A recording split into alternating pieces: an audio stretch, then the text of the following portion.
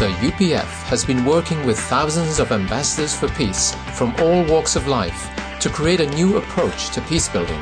Now is the time for us to look for a new paradigm of leadership. We need to find something to anchor us back on earth. And if there is going to be an anchor, it must be based on faith.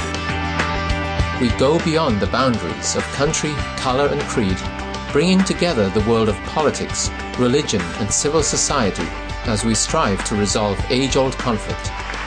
This organization has shown its desire to pioneer some innovative thinking and propose many worthwhile initiatives to advance peace.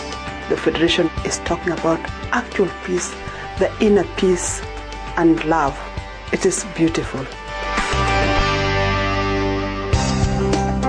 On issues of conflict, the political resources only is not sufficient. The spiritual dimension is instrumental.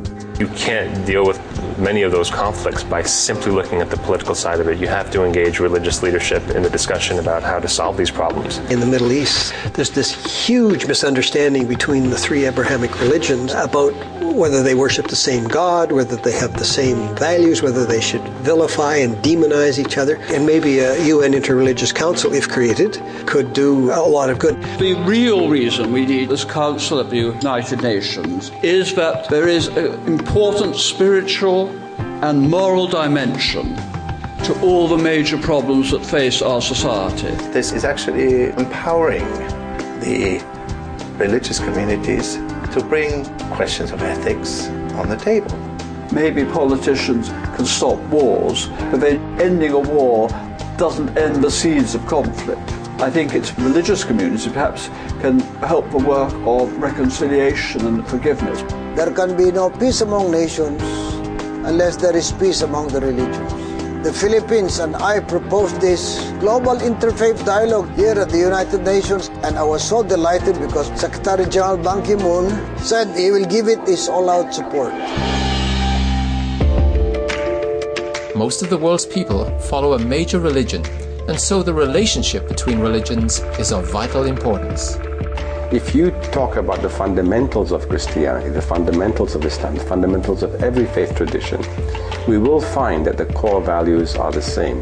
What has gone wrong is that we have developed a kind of a nationalistic feeling around our religious traditions. When you talk about religion, if people become fanatic, if people start rejecting others rather than accommodating, that's the problem. Religion's principal purpose is to advocate brotherhood of men, and if you are brothers, you don't fight against each other, and you have to live in peace. UPF convenes leaders from diverse sectors of society to address issues that affect our lives. The International Leadership Conference has been presenting the core values and principles and programs of UPF.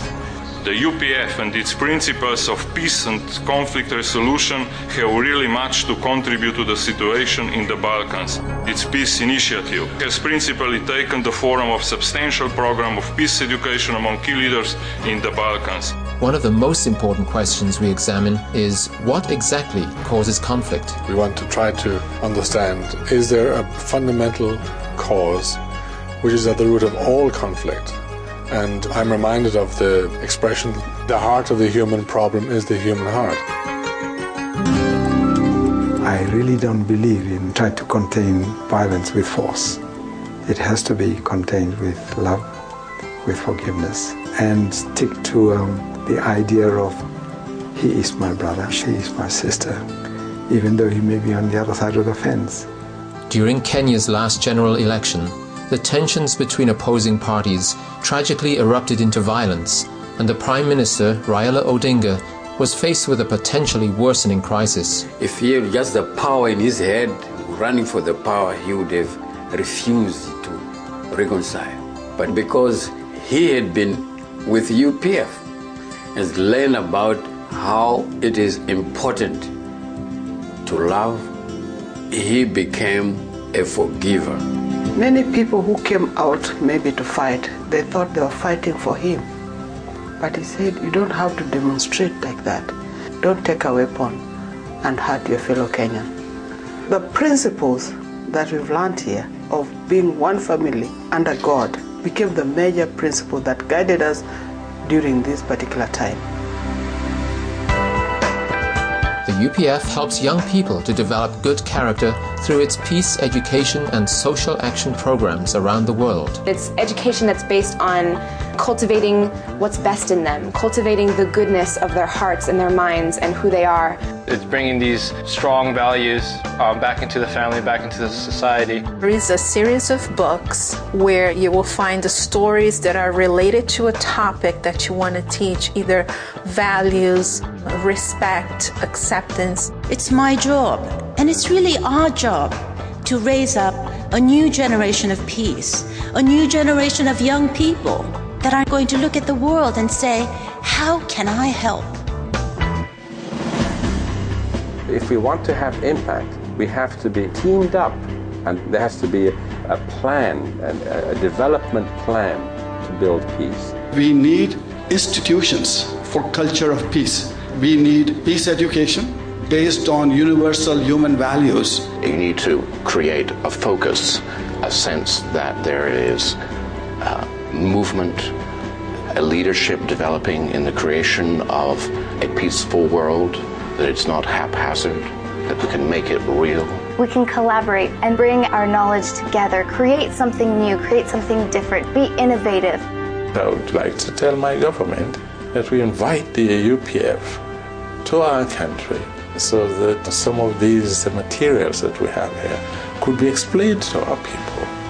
Perhaps not even in a building, but in our football stadium. 이제는 각 국가와 종교가 각각 담을 헐 때입니다. 아벨 유엔적 역할을 하게 될 것입니다.